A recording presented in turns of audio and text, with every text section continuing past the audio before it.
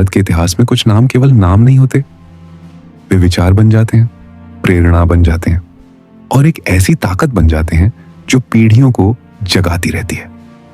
सुभाष चंद्र बोस ऐसा ही एक नाम है, एक क्रांतिकारी, एक दूरदर्शी नेता और आजाद भारत के सबसे साहसी सिपाहियों में से एक। यह कहानी है उस निडर योद्धा की जिसने कहा था, तुम मुझे खून दो, मैं तुम्हें आजादी दूंगा। और इस वाक्य ने सोए हुए देश में तूफान ला दिया था। इनकी प्रारंभिक जीवन के बारे जान लेते हैं। इनकी जन्म कब हुई, कैसे हुई और कहां हुई, और साथ ही इस वीडियो को लाइक और इस चैनल को सब्सक्राइब जरूर करें। चलिए शुरुआत करते हैं। 23 जनवरी 1897, कटक, उड़ीसा का एक शांत शहर। इसी दिन एक बंगाली परिवार में जन्म लेते हैं सुभाष चंद्र बोस। पिता जानकीनाथ बोस एक मशहूर वकील थे और माता प्रभावती देवी धार्मिक व सादगीपूर्ण सोच की स्त्री। घर में संस्कृति, शिक्षा और राष्ट्रभक्ति का वातावरण था। सुभाष बचपन से ही अलहदा स्वभाव के थे, शांत, सोचने वाले, संवेदनशील, लेकिन भीतर एक आग थी, अन्याय के खिलाफ उठ खड़े होने की आग। सुभाष चंद्र की बचपन कैसा था, आइए जाने। सुभाष बचपन में पक्षियों और पेड़ों से बातें करते, एक दार्शनिक प्रवृत्ति के थे। गरीबों को देखकर मन दुखता, भीतर करुणा जगती, पढ़ाई में बेहद तेज घर का वातावरण। संस्कृति और देशभक्ति से भरा। एक बार स्कूल में एक अंग्रेज टीचर ने भारतीयों की बेइज्जती की। सभी बच्चे चुप रहे, लेकिन छोटे से सुभाष खड़े हो गए और कहा, भारतीयों का अपमान मैं सह नहीं सकता। उस दिन पहली बार लोगों ने समझा, यह बच्चा आगे चलकर भारत की राजनीति का चेहरा बदलने वाला है। अब हम इनकी शिक्षा की बात करते हैं। शिक्षा और युवा अवस्था 1913 से 1920 के बीच का समय देखते हैं। सुभाष चंद्र बोस की शिक्षा कटक और फिर कलकत्ता में हुई। विद्यासागर कॉलेज, प्रेसिडेंसी कॉलेज और बाद में कलकत्ता विश्वविद्यालय, जहां उन्होंने दर्शन शास्त्र, फिलॉसफी में टॉप रैंक हासिल की। प्रेसिडेंसी कॉलेज की घटना, एक अंग्रेज प्रिंसिपल ने भारतीय छात्रों के लिए अपमानजनक शब्दों का प्रयोग किया। सुभाष ने इसका विरोध किया, खुलकर, बिना डर के। परिणाम स्वरूप उन्हें कॉलेज से निकाल दिया गया। लेकिन इस घटना ने उनके भीतर राष्ट्रवाद की चिंगारी को लपटों में बदल दिया। आईसीएस, इंडियन सिविल सर्विस की तैयारी पिता चाहते थे कि बेटा उच्च अधिकारी बने। सुभाष ने सम्मान के लिए हामी भर दी।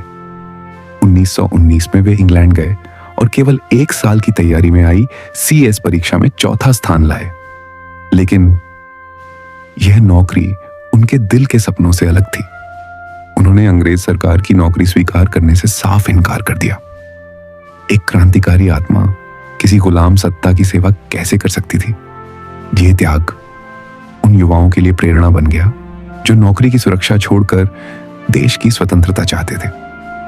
सुभाष चंद्र बोस राजनीति में कैसे प्रवेश लिए और महात्मा गांधी से कैसे मिले, आइए जाने।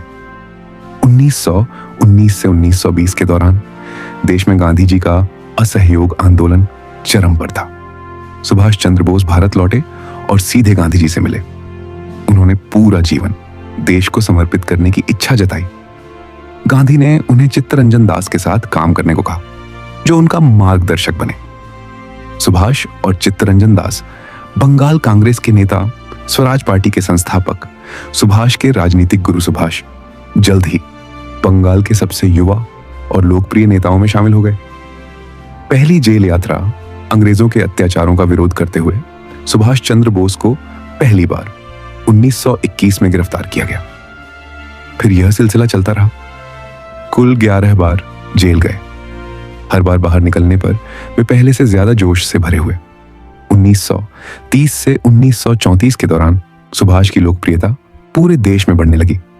अंग्रेज उनसे डरने लगे। कांग्रेस में उनका कद बढ़ने लगा। 1938 हरिपुरा कांग्रेस अधिवेशन। सुभाष चंद्र बोस कांग्रेस के अध्यक्ष चुने गए। यह उनके नेतृत्व का स्वर्णिम क्षण था। उन्होंने आधुनिक भारत के लिए बड़े बड़े योजनाएं पेश की। भारी उद्योगों की स्थापना, विज्ञान व टेक्नोलॉजी का विकास, सेना व रक्षा व्यवस्था को मजबूत बनाना। सामाजिक न्याय उनके भाषणों में ऊर्जा होती, समाजवाद की झलक होती और एक आधुनिक भारत का सपना। लेकिन जल्द ही उनका गांधी जी के साथ मतभेद शुरू हुआ। गांधी जी अहिंसा पर अडिग थे, जबकि सुभाष मानते थे अंग्रेज सिर्फ संघर्ष से हटेंगे, विनती से नहीं। 1939 त्रिपुरा कांग्रेस अधिवेशन। गांधी जी ने बोस का समर्थन नहीं किया, लेकिन जनता के प्यार ने सुभाष को फिर अध्यक्ष बना दिया। यह जीत जितनी महान थी उतनी ही गहरी थी कांग्रेस के अंदर की खाई। सुभाष ने अध्यक्ष पद से इस्तीफा दिया और एक नए संगठन की स्थापना की, फॉरवर्ड ब्लॉक। यहीं से सुभाष की असली क्रांति शुरू होती है। अब तो अंग्रेजी सरकार की नजर सुभाष चंद्र बोस पर पड़ने लगी, उनकी हर एक चाल पर नजर डालने लगे। आइए थोड़ी सी इनके बारे में जान लें। अंग्रेज सरकार ने सुभाष को नजरबंद कर दिया। बाहर निकलना लगभग असंभव था, लेकिन सुभाष बोस वो व्यक्ति नहीं थे जो बंद होकर बैठ जाए। महान फरारी 16 जनवरी 1941 कड़कड़ाती सर्दी की रात, अंधेरा, खामोशी और हवा में जोखिम की गंध। सुभाष बोस ने एक मुसलमान इमाम का भेष बदला, चेहरे पर दाढ़ी, हाथ में तस्बीह, सिर पर टोपी, और घर से निकल पड़े। यह भारत के इतिहास की सबसे रोमांचक पलायन कहानियों में से एक है। वे कटक से कोलकाता, कोलकाता से बिहार, बिहार से पेशावर और फिर सोवियत रूस होते हुए जर्मनी पहुंचे। जर्मनी में हिटलर से मुलाकात, भारतीय युद्ध बंदियों से मिलकर उन्होंने फ्री इंडिया सेंटर की स्थापना की। उन्होंने जर्मनी में आजाद हिंद रेडियो शुरू किया, जहां से वे भारतीयों को संदेश भेजते। भारत की आजादी अब दूर नहीं, उठो जागो, संगठित हो जाओ। जर्मनी में ही उन्होंने एक नई सेना की नींव रखी, इंडियन लीजन। लेकिन बोस का असली लक्ष्य भारत के करीब पहुंचना था। 1943 में सुभाष चंद्र बोस गुपचुप तरीके से जर्मनी से निकलते हैं और जापान की मदद से दक्षिण पूर्व एशिया पहुंचते हैं। यहीं सिंगापुर में इतिहास लिखा जाता है। नेताजी, यह नाम कैसे पड़ा? भारतीय सैनिकों ने जैसे ही उन्हें देखा जोश से चिल्लाए, नेताजी, नेताजी। और तब से सुभाष चंद्र बोस नेताजी बन गए। आजाद हिंद फौज, INA, रास बिहारी बोस द्वारा बनाई गई इस सेना को नया जीवन सुभाष चंद्र बोस ने दिया। उन्होंने 3 रेजिमेंट बनाई, Gandhi brigade, Nehru brigade, Subhash brigade. और INA केवल पुरुषों की नहीं थी, महिलाओं की भी सेना थी।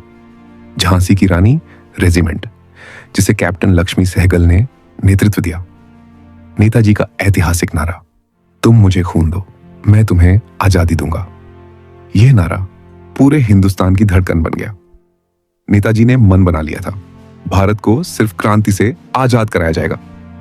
1944 में आई NA ने अराकान, नागालैंड और मणिपुर की ओर कूच किया, और मोतिहारी, कोहिमा, इंफाल में ब्रिटिश सेना को कड़ी चुनौती दी। हालांकि संसाधनों की कमी, हवाई मदद न मिलना और मौसम की कठिन परिस्थितियां INA पर भारी पड़ी, लेकिन वो पसीने की हर बूंद भारत की मिट्टी के लिए ही थी। 18 अगस्त 1945 ताइवान के ताइहोकू एयरपोर्ट पर नेताजी का विमान दुर्घटनाग्रस्त होने की खबर आती है। लेकिन यह सच था या एक योजना? आज भी यह रहस्य भारत के सबसे बड़े सवालों में से एक है। बहुत से लोग मानते हैं नेताजी जीवित थे और बाद में किसी गुप्त स्थान पर रहे। कई शोध हुए। 1935 में ध्वस्त ब्रिटिश साम्राज्य INA ट्रायल के बाद पूरी तरह टूटने लगा। नेताजी ने देश को यह सिखाया, डर कर जीना गुलामी है, आत्म बलिदान ही आजादी की कीमत है, देश सर्वोपरि है, एकता सबसे बड़ी ताकत है। नेताजी चले गए, लेकिन उनका विचार आज भी भारत की युवा नसों में दौड़ रहा है। नेताजी केवल एक व्यक्ति नहीं थे, वे भारत की आत्मा थे। उनकी आवाज आज भी हवा में गूंजती है, उनका साहस आज भी युवा दिलों में धधकता है, और उनकी विरासत आज भी हमें याद दिलाती है कि आजादी सिर्फ मिली नहीं थी, उसे लाखों बलिदानों ने मिलकर छीना था। सुभाष चंद्र बोस, एक ऐसा नाम जिसे इतिहास कभी भुला नहीं सकता। जय हिंद, जय भारत। और साथ इस वीडियो को अपने दोस्तों के पास शेयर करें, और इस वीडियो को लाइक करें, कमेंट करें कैसा लगा, और इस चैनल को सब्सक्राइब जरूर करें। धन्यवाद। बोले भारत माता की जय।